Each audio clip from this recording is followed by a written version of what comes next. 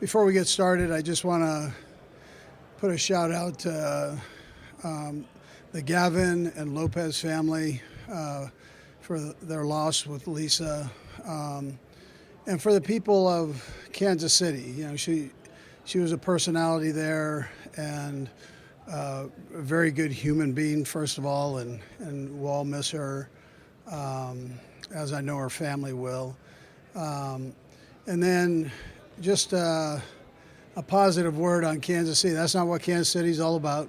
And then for our youth of America, that we gather together and make this is great. You're our future, and as great as we can make this place, we want to do that. And so we can turn this, which was a negative, into a real positive with just a little togetherness and love. I think we can fix a lot of problems here. So the Kansas City Chiefs, on a different note here, in our year, I'm proud of the guys. I'm proud of the organization for a job well done, the coaching staff, and how they went about their business. I just think it was top notch for Brett Veach and his staff, and what they put together for the coaches to work with was great. And then Mark Donovan, as the president of the organization, for him and his staff of just organizing us and making sure we're all going in the right direction, and with the new things that are lying ahead of us here with facilities and so on. I think it's a tribute to all the work that they're putting in here. And then Clark Hunt and the Hunt family for really giving all of us, Mark, Brett, myself, and everybody that works with us, an opportunity to be successful. We appreciate that, and look forward to moving forward here. What has happened has happened. Now we're in the present, and this is a great reminder of that when we come here with all these new players and opportunities to gather new players. Again, this is our first taste of that as coaches.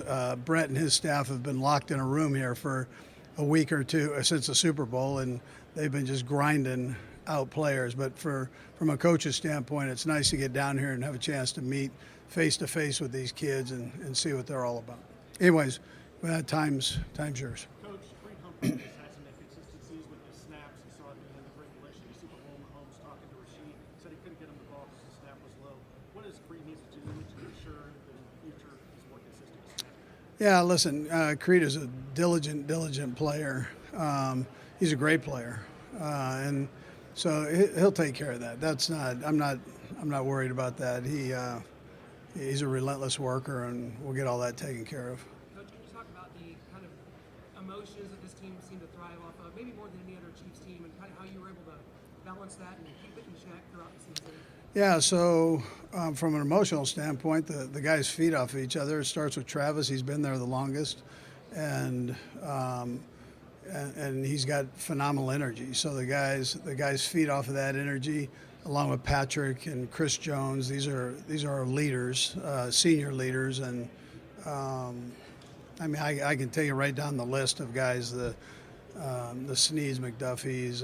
We've got young and old, but the older guys are the ones that really have built the foundation there, along with our ex-players that have been with us. So, there's great emotion, and they felt honored to be. We all felt honored to be in a situation where we made the playoffs, and it was a great reward for the hard work of this long season, the ups and downs that we had. So, they were revved up and ready to go.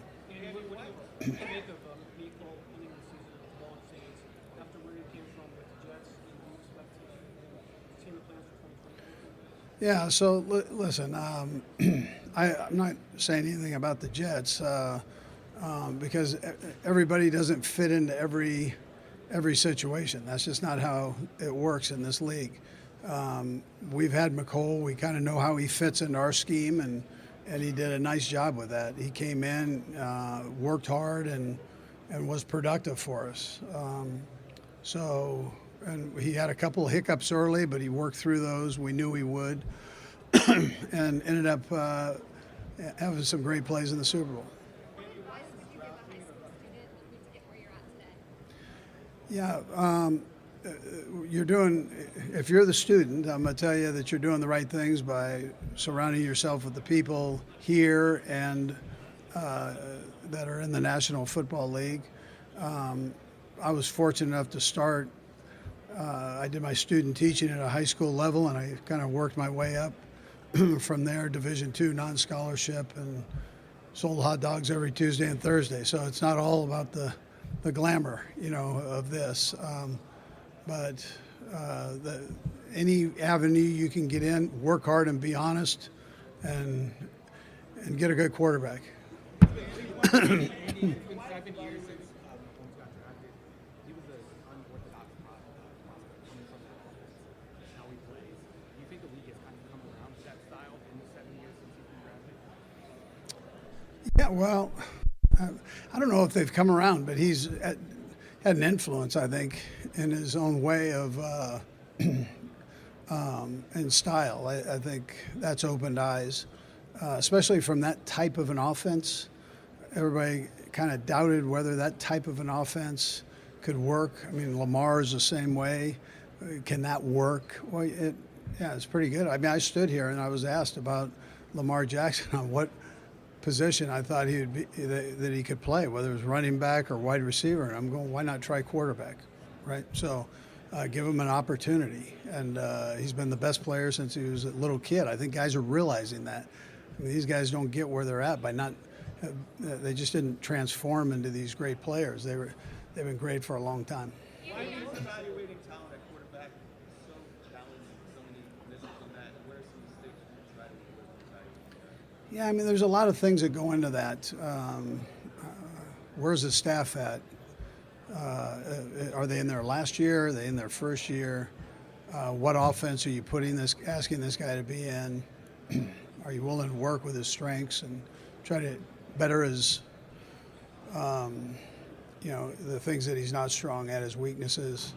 Are you willing to stand before you guys and kind of protect that guy so he can grow a little bit? All of those things come into play. There are a lot of things that take place that help mature a quarterback into these great ones that we have. The league's in great hands, by the way. So we've got some real good ones playing. Of the quarterback evaluation, Ryan Poles said that he looks for artists and surgeons. How do you go about, helping players find that balance when you're developing quarterbacks? Yeah, you try to teach. I mean, that's what we're here for. So we're here to teach, and there's it's not all about the plays. It's about how you teach them, and then how you handle the player and how you teach that player. So there's a lot that goes into it. Good, Jerick. Hey, Andy, how you doing? Good, Jerick. What are your thoughts on Eric Bieniemy and kind of the path that he's gone now to UCLA and not getting that? Yeah, listen. I'm a big believer in Eric Bieniemy. Wherever he goes and whatever he does, he's going to be good at. So he did that at Washington. He helped change a culture there, and that they'll build on. He's going to demand greatness out of you, and he'll do the same thing at UCLA. I mean, he'll do a great job. He's in charge. It's hard when you're in charge of something to have to step back. He's got an opportunity here to do his thing on offense, and he knows the landscape. He's been at UCLA before, and maybe he's a head coach at the college level, but I thought he should be a head coach here. But if it doesn't happen, maybe he has that opportunity there to do it. But I'm a big fan. How you evaluate quarterbacks? From the time you got into the league until now, how have you changed the way you evaluate quarterbacks? What do you value differently? Yeah, not a whole lot different. I was blessed to play the offensive line, so I always say offensive linemen kind of know. You can tell a good quarterback from a bad quarterback. So I've tried not to lose that focus on it. It's pretty simple, but you got to spend time with them and get to know them a bit, and try to give them put them in different situations as much as you can in environments like this, and visiting them at their campuses or having them come visit you, talking to their coaches, and then talking to the players around them. So I like to. No, I wouldn't say there. I really wouldn't say there is. No. Andy, as your growth becoming a coach and as you continue to evolve, is there any books or anything that stands out that you read that Yeah, well, I mean, as football books, Bill Walsh's book is probably the best out there. But there are a lot of guys who have written books, from Tony Dungy to, a lot of Hall of Fame guys have written books, and they're all good. I mean, I've read them all, but Bill's is kind of how you want to be a head coach or a leader of an organization. Here it is, mapped out for you. How you came up as a younger coach, what do you do as a head coach now to make sure that you're sort of aware of people who are just starting out, just at the beginning of that pipeline, and especially people who don't have, sort of the orthodox in into the league, and just making sure that you're aware of the entire pipeline of people who were where you once were? Yeah, I'm sensitive to that because I got to start at the ground level and work my way up, and I don't really just want to hire somebody to hire somebody. I want somebody that's going to bust their tail, has an appreciation for the game, and is loyal. Now you put in there, you want them to be innately smart and good, easy to work with too. So, or willing to work with. So, but that's how I look at that. Yeah. Is that a challenge to sort of know who those people are, either in the college game or maybe Yeah. other NFL teams? You try to stay up on all that. I talk to everybody. I don't care, high school. I still go to dinner with all my high school coaches, so I could try to keep in tune. I mean, they're 86 years old, 87 years old. One's turning 80. It just turned 88. I mean, so it's. But there's a great nucleus of guys in the city there that I know, and so I try to stay in touch with those guys, and then at the college level do the same thing. So. Yeah, Donovan did a nice job for us. Good senior leader and ton of experience. We've got a young kid that we drafted, and I thought he was a good example to him.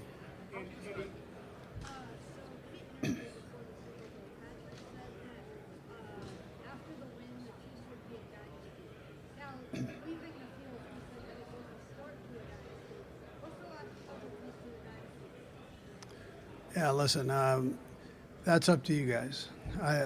You just try to make sure you have the team put together and then try to go win that next game. And if you can keep it that simple, then you stay on task and focus.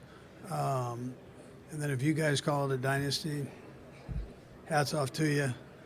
Let's just keep going, right? That's our main thing. Standpoint, do you think that two-sport athletes have a better advantage in this kind in the current NFL than one who just did football their entire career? I love kids that have an opportunity to play everything. But that's how I grew up. You played everything, and you were exposed to everything, and then whatever direction you end up going, you went with.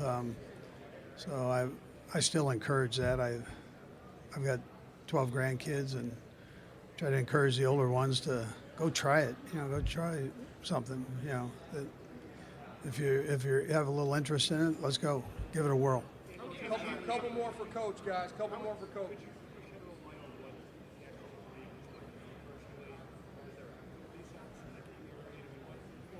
Yeah, I should have mentioned that at the beginning. I don't know if you were here at the beginning, but the law enforcement folks were unbelievable during the situation. We had them from all over the place, and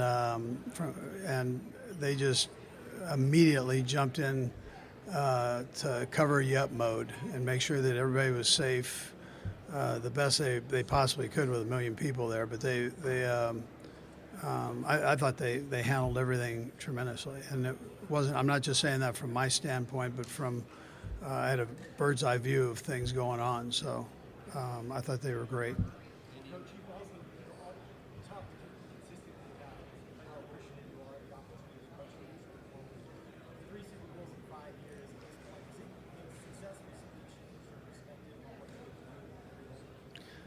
I don't think you can do that. I think you've got to. I mean, you know this. We've been together before, so you know this. I think it's a little bit monotonous, but it's the preparation that really matters. That's what's real. So there's a lot of hoopla that goes on with it, but that preparation and to stay grounded, stay humble, all those things become very important because the parity in this league is like that. And if you're off a tick, somebody's going to whack you, and you don't want that to take place. You want to stay as focused as you can on the job at task, and it's hard. I mean, it's hard to win in this league. It's hard to win a Super Bowl in this league. So anything that's knocking you off to one side or the other, not good. You know. Last question.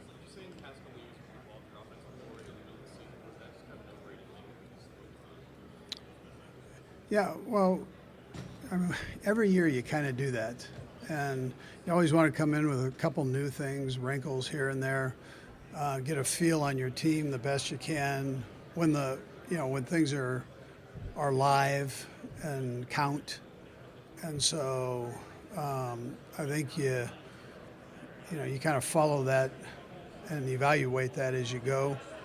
Every year is different, so that's kind of what we did this year. We had some drops and penalties early, obvious.